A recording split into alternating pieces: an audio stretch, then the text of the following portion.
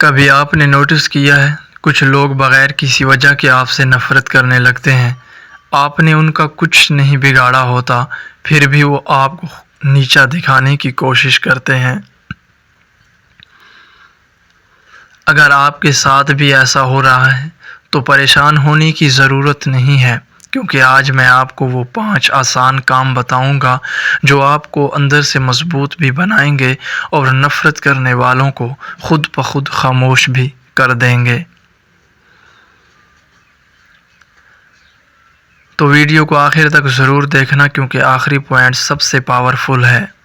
Number 1، خاموش رہنا سیکھو۔ ہر بات کا جواب دینا ضروری نہیں ہوتا، خاموشی کئی بار سب سے مضبوط جواب ہوتی ہے۔ نمبر 2، خود کو بہتر بناتے رہو۔ لوگوں کو جواب دینے کے بجائے اپنی ترقی پر فوکس کرو۔ نمبر 3، ہر ایک کو خوش کرنے کی کوشش چھوڑ دو۔ آپ سب کو خوش نہیں کر سکتے، جو آپ کو سمجھتا ہے وہی کافی ہے۔ نمبر 4، دل میں کینہ نہ رکھو۔ نفرت دل میں رکھو گے تو خود ہی جلتے رہو گے۔ معاف کرنا سیکھو، سکون ملے گا۔